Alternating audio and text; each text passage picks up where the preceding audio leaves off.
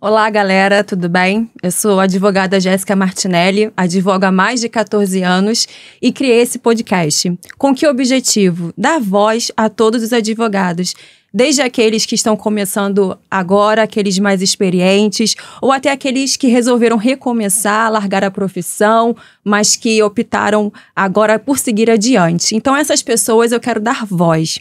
E hoje a minha convidada, ela é uma pessoa mais que especial, é alguém que eu admiro profundamente, que é uma amiga, a gente se entende, a gente tem muitos papos bem legais, né?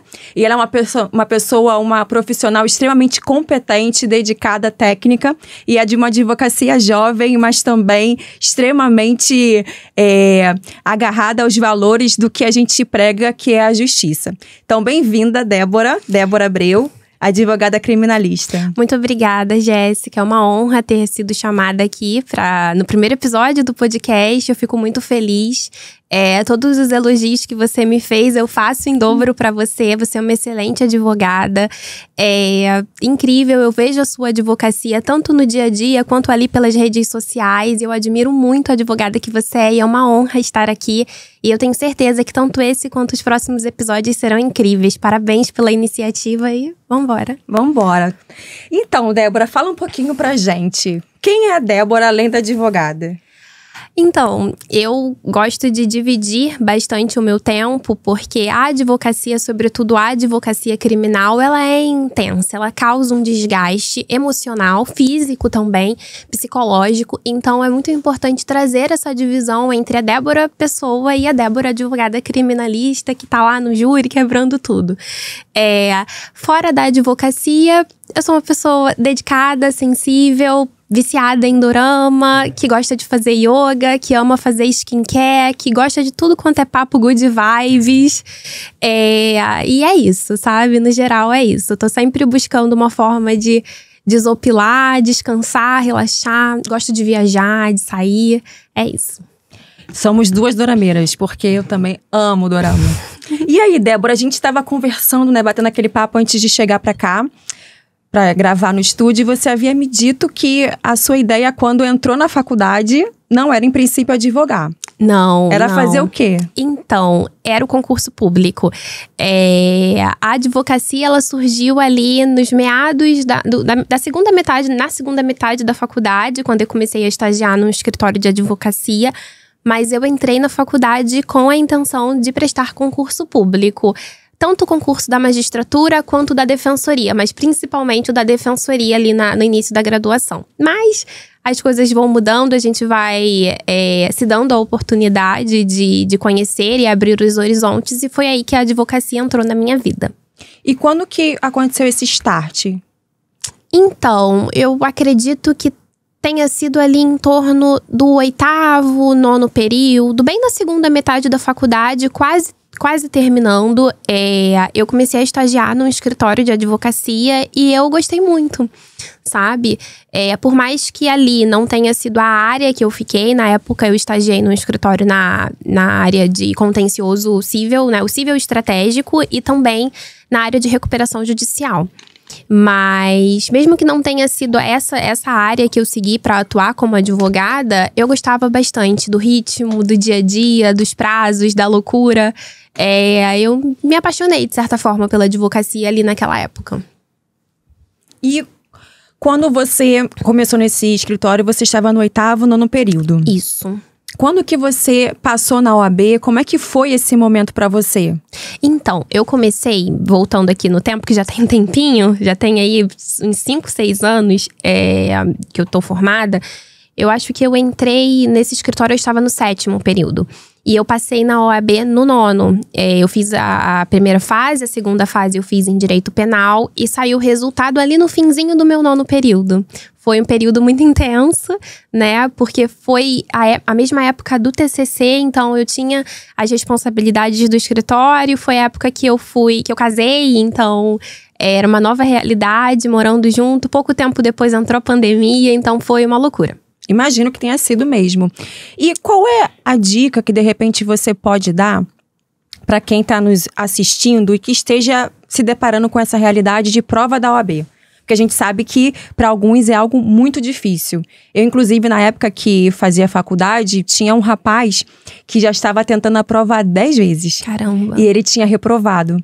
E aí o pessoal ficava assim, não, você vai conseguir, você vai conseguir. Então, eu imagino que muitas pessoas também se cobrem, né, para poder passar. Qual que seria a dica que você dá? Então, eu acredito que a OAB, ela não vai, né, o exame, ele não vai medir se você vai ser ou não um bom profissional. Bem parecido com a prova da autoescola.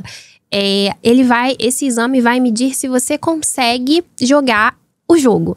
Então, assim, é uma prova psicológica.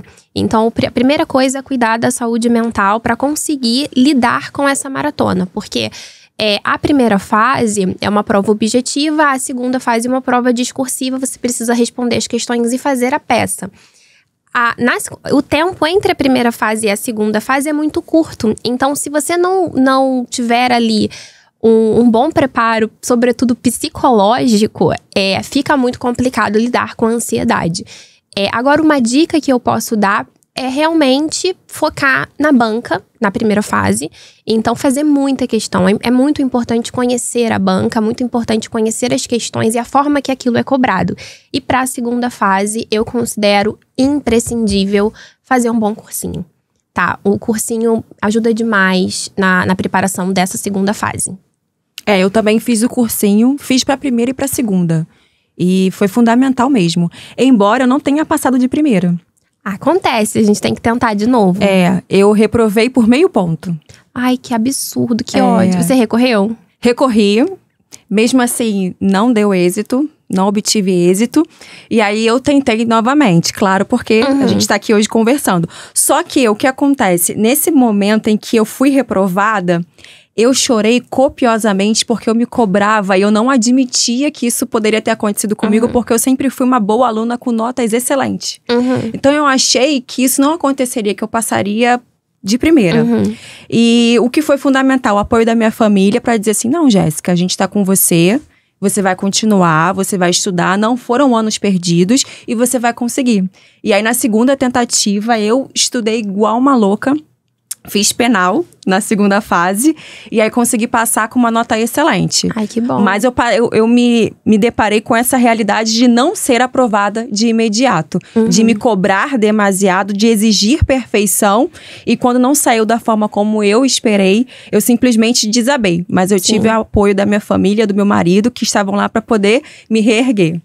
E aí, depois disso, de você ter passado na prova da OAB, você já estava no escritório, eu imagino que eles então aproveitaram você para poder te efetivar, não foi isso? Sim. Assim que eu terminei a faculdade, eu já fui efetivada no escritório, foi uma oportunidade incrível, eu agradeço muito por ter tido essa oportunidade.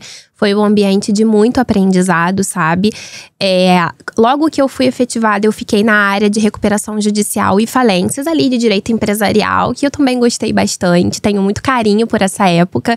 E depois eu fui para a área do contencioso, do cível estratégico, né? Não era um contencioso de massa, eram demandas estratégicas, sobretudo ali no direito imobiliário e contratual. E foi uma fase muito gostosa ali do início da minha advocacia, sabe? Eu tenho ótimas recordações dessa época. Era tudo novidade. Imagino. Porque a gente fica naquela expectativa de exercer a advocacia, de vê-la na prática. E aí, normalmente, é onde o advogado ele começa a se apaixonar pela profissão que escolheu, né? Porque durante a faculdade, a gente fica vendo e lendo muita coisa. Sim. E a gente não conhece o direito como ele é. Sim. Porque é muito diferente do que a gente aprende com a prática, com a realidade. Verdade. E aí, quando você ficou nesse escritório, você passou a ser uma advogada de confiança, exercendo uma função que você não estava acostumada, uma nova área, um ramo do direito. E aí, esse tempo, esse casamento, durou muito tempo? O que aconteceu depois, Débora? Então, durou ali aproximadamente uns 3 anos, uns 2 ou 3 anos, em média, né? Eu fiquei na área do cível estratégico um tempo, foi muito bom, foi um bom momento, eu guardo, né, como eu disse, ótimas recordações, mas chegou um momento que eu busquei outros caminhos.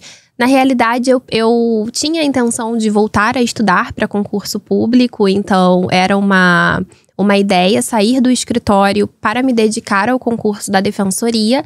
Mas no meio do caminho, a advocacia criminal surgiu na minha vida e eu me apaixonei. Então, o casamento com a área civil, digamos assim, durou pouco tempo, guardo muito carinho.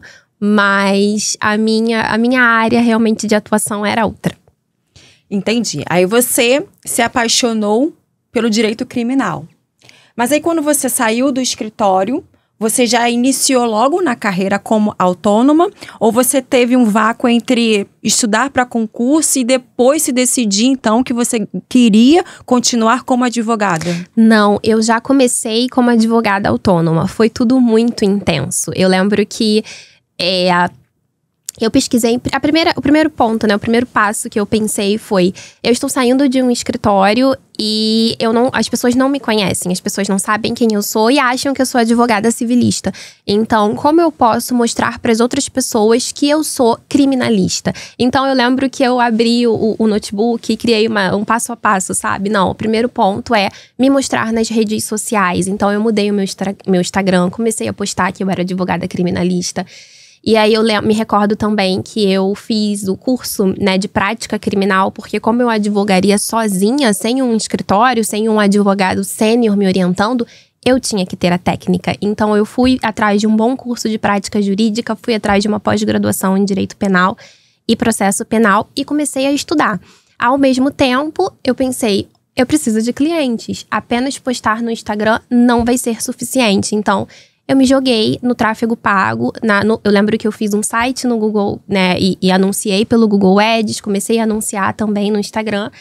E o negócio começou a girar, sabe? Foi um cliente atrás do outro aparecendo, óbvio. As coisas acontecem devagar, né? Não quero vender uma ideia de que é do dia pra noite. Isso leva tempo, a advocacia leva tempo. Mas foi acontecendo e eu fui me apaixonando e me vendo envolvida ali naquela atuação toda. E foi fácil para você sair de trás da mesa, porque o advogado que trabalha para escritório, ele fica atrás da mesa peticionando. E aí você passou a ocupar um outro lugar, que era uma pessoa que deveria gerir o seu próprio negócio, porque você é seu negócio. E se mostrar nas redes sociais, eu pelo menos que sou das antigas, há 14 anos, a gente não fazia isso. Então a gente teve que se readequar, eu pelo menos tive que passar por essa etapa de transição. Para você, foi fácil mergulhar nas redes sociais, se expor, se posicionar ou não? Foi um desafio, sabe? Eu, antes de ter o meu perfil profissional, o meu perfil era particular, um perfil privado, e eu não postava tanta coisa sobre a minha vida pessoal. Eu sempre fui uma pessoa muito reservada, então eu não tinha nem tantas fotos no Instagram, não tinha muita coisa. Meu perfil era mais pessoal.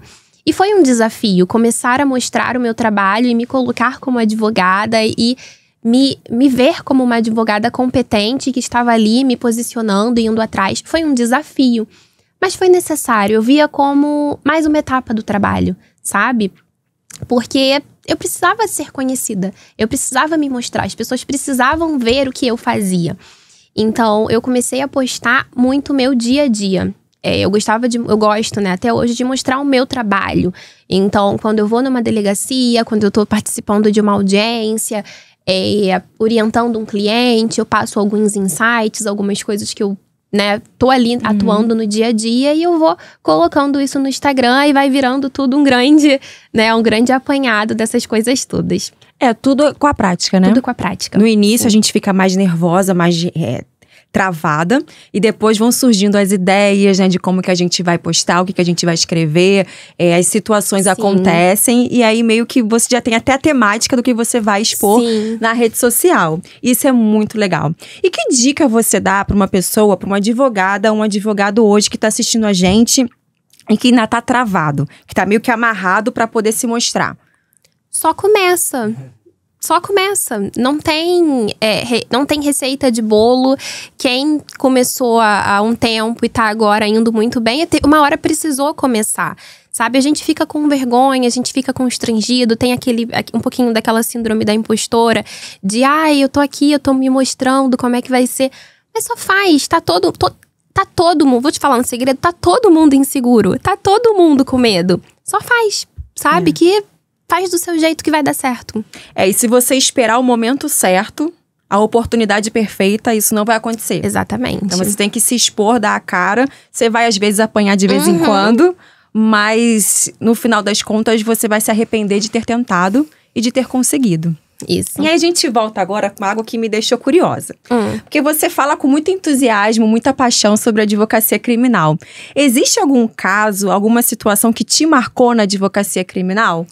Nossa, são tantas. A advocacia criminal é intensa, sabe? É uma área que você vê a injustiça acontecendo e a justiça acontecendo também. Então, é uma área que eu vejo o direito realmente tomando forma, sabe? Um dos primeiros casos que eu peguei, se eu não me engano, foi a minha primeira audiência de custódia. Foi um dos casos mais, assim, sensíveis. Não pelo que havia acontecido, mas talvez pela minha inexperiência, aquele primeiro contato. Foi um caso de roubo, o cliente foi preso e quem me contratou foi a irmã dele. Eu fui até Benfica para prepará-lo para a audiência de custódia e conversei com ele. E eu vi ali uma coisa que eu sei que muitas pessoas talvez não tenham capacidade de ver. Eu vi humanidade. A pessoa, ela cometeu um erro. Mas ela não deixa de ser humana, sabe? Ele é filho de alguém, ele é irmão de alguém, ele é amado por alguém. E eu sei, a pessoa cometeu um crime e ela precisa ser responsabilizada nos limites da lei. Então, quando eu vi aquela pessoa naquela situação, eu pensei, ok, ele cometeu um erro. Ele tem que ser responsabilizado pelo erro dele, isso sem sombra de dúvidas. Mas tem que ser levado em consideração a lei. Ele precisa ser punido com todas as garantias respeitadas. E não naquele discurso de, ladrão tem que morrer, bandido bom é bandido morto. Não. A gente precisa garantir, é função do advogado garantir os direitos constitucionais, sabe? E, sobretudo, da dignidade da pessoa humana. Então, foi um caso muito emblemático, porque eu vi a humanidade. Eu acho que foi o momento que eu me apaixonei pela advocacia criminal, porque eu vi humanidade. E não foi tão bom esse caso, porque um tempinho depois eu levei um calote. Mas faz parte. Acontece. Não deveria ser com frequência, mas acontece. Acho que todo advogado já teve essa experiência de tomar uma volta do seu cliente, né? Mas a gente aprende a definir melhor os contratos para poder minimizar os riscos. E quando você entrou no presídio, Débora, eu já entrei em presídio. Eu imagino que para você com mais frequência isso deve acontecer. A sensação que eu tinha é que você é olhada diferente por ser advogada criminalista. E eu acho que também, às vezes, por ser mulher.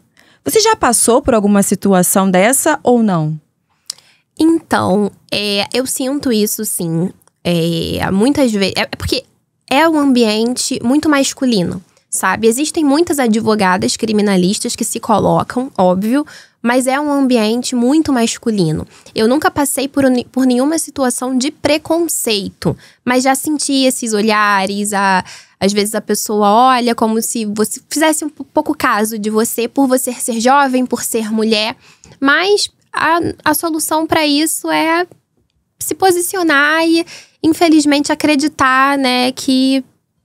Infelizmente não, felizmente, ter uma esperança e acreditar que as coisas vão mudar ao longo do tempo. E que a área precisa de mulheres que se posicionam, de mulheres que se colocam e...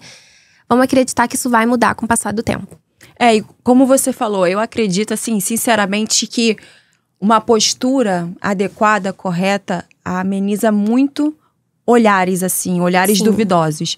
Eu me recordo que quando eu comecei, eu fui conciliadora da vara de família. E aí eu lembro que as pessoas entravam na sala de audiência, elas olhavam pra minha cara e falavam assim, quem é esta criança que está sentada aqui na minha frente? É ela que vai fazer a audiência? E eu chegava e eu percebia esses olhares. E eu cheguei a duvidar de mim mesma, da minha capacidade. A ponto de eu conversar com o juiz sobre o que estava acontecendo. Ele é uma pessoa muito correta. E aí ele falou assim, doutora, se posicione. Aqui você representa o Estado. Então aquilo ali pra mim me deu uma confiança, sabe? Sim. De que independentemente da minha idade, eu tinha capacidade para estar ali. Sim. Ninguém me colocou ali como um presente, mas eu tinha capacidade.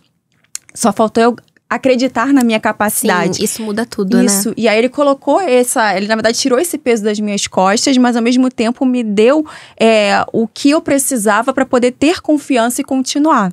Então, acho que é bem nisso. É a postura, você acreditar no seu talento, acreditar na sua capacidade e deixar que as pessoas olhem torto pra você, porque o problema é mais delas do que seu. Perfeito, né? Perfeito, sim. E aí, eu, por exemplo, na sala de audiência, vi a cara das famílias. Algumas ficavam felizes, outras nem tanto. Mas na vara criminal, o que eu percebo é que você mexe muito com os sentimentos. E aí você mexe com sentimentos de família, de pai, mãe, de esposa.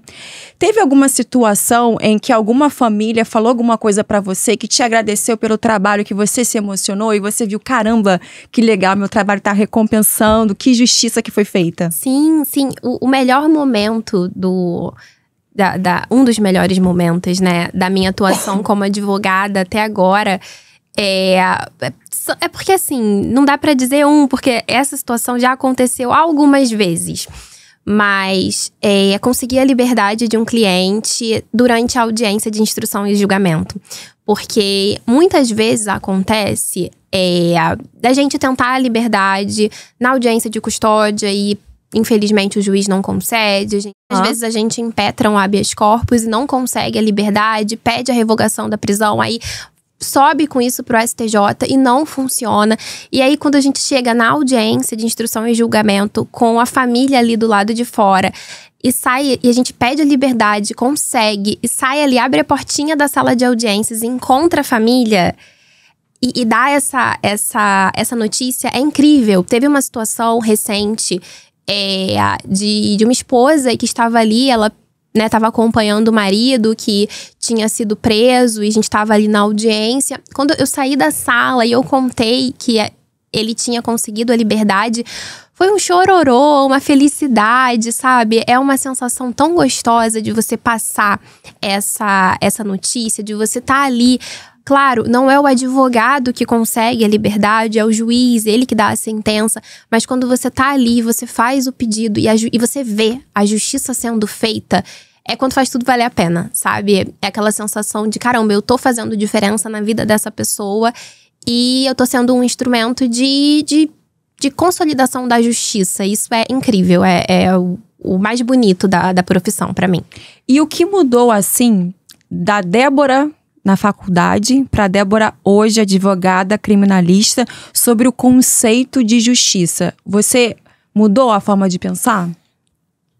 Então, com a experiência, com o passar dos anos e dos casos e de ver tantas injustiças, eu entendi que a justiça, ela não é a letra fria da lei. A justiça, ela é o caso concreto. Ela não fica adstrita à técnica, sabe? Eu acho que essa é a maior diferença que a gente começa a ter com os anos de atuação na advocacia. A justiça, ela é o dia a dia, ela não tá presa na letra fria da lei. A lei não vai trazer todas as possibilidades, todos os casos, todas as situações. Não, a justiça se faz ali, no olho, entendendo os motivos, entendendo o que aconteceu, prestando um auxílio. A justiça, ela tá ela passa da lei, ela tá no social.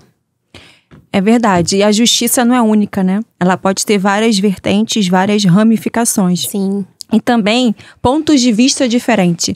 Às vezes, o que é justo pra mim, não é justo pra você. E às vezes também não vai ser justo pro juiz. Mas a sensação e o sentimento que a gente tem de que o trabalho foi feito, de que o máximo foi desempenhado para que da sua concepção, do seu ponto de vista, a justiça foi aplicada, eu acho que isso é um sentimento que todos nós advogados temos, sim, independentemente da área que a gente atue. Porque a gente tem esse senso de justiça dentro da gente. De sim, ter feito pelo menos o nosso melhor para fazer justiça, ou pelo menos aquilo que a gente julga ser certo para o nosso cliente. E aí a gente volta um pouquinho, Débora, que eu queria que você falasse alguma coisa pro pessoal também sobre dicas. Que dica você daria para quem está começando a faculdade hoje? Será que essa pessoa, ela deve começar a faculdade pensando estritamente em concurso público para poder ter estabilidade? Ou será que ela poderia começar a faculdade pensando assim, não, a advocacia vai dar certo. Eu consigo viver da advocacia. Eu consigo ter uma boa vida advogando. O que você diria para essas pessoas? Eu diria que o ideal, quando você começa uma faculdade de Direito, é você estar com o coração aberto. Eu não vou dizer que a advocacia é para todas as pessoas, da mesma forma que o concurso não é para todas as pessoas. As pessoas têm histórias de vida, têm questões, têm desejos muito diferentes. Então, assim, eu diria que a minha dica é: tá começando a faculdade? Faz isso com o coração aberto, se dê a oportunidade, busque, se você tiver a possibilidade, claro, faça estágio no escritório de advocacia, faça estágio na defensoria, faça estágio no tribunal, veja a atuação, veja como funciona o direito, porque às vezes o seu caminho vai ser o concurso público e está tudo certo. Ou o seu caminho vai ser a advocacia e está tudo certo também. Porque é possível viver da advocacia, é possível sonhar com a advocacia. Então, eu não gosto da ideia de já entrar com uma cabeça fechada. Os dois lados são ricos, os dois lados têm caminho e para cada pessoa vai ter uma escolha, sabe? Um caminho diferente. Mas as duas possibilidades são possíveis, né? São caminhos e é bom se dar a oportunidade. Foi o que aconteceu comigo. Eu entrei com a cabeça fechada, mudei de ideia durante a faculdade, descobri a advocacia, me apaixonei, vivi.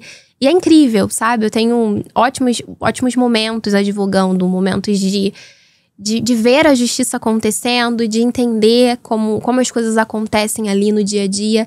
E é isso. O meu caminho foi um pouco diferente. Eu entrei na faculdade pensando em advogar. Depois eu quase larguei porque eu detestei. Até o meu 6º, 7º período. E aí meu pai falou assim pra mim, porque meu pai também é advogado: Jéssica, se permita, se dê essa possibilidade pra você ver se você realmente não quer isso. Advogar não é ficar estudando e lendo livro. Advogar é a prática, é você lidar com pessoas, conversar com clientes, é você se debruçar sobre um processo e ter que fazer uma petição sobre aquilo. E aí ele falou assim: estagia, e depois você decide se você vai continuar ou não. E aí eu comecei a estagiar e aí eu me apaixonei. Durante muitos anos fiquei só advogando. E aí o que aconteceu? Fui atraída pelo concurso público. Aí depois dos meus 7, 8 anos já advogando, eu resolvi me dedicar ao concurso público. Aí fiquei muitos anos estudando. Aí passei em alguns concursos. Cheguei na 2ª fase da magistratura. Legal. E aí o que aconteceu?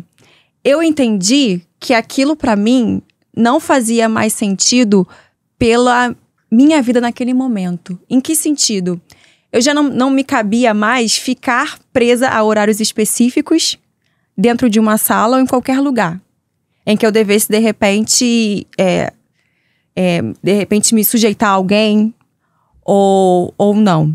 Então, eu falei que aquilo não me cabia mais porque eu precisava e estava privilegiando a minha liberdade.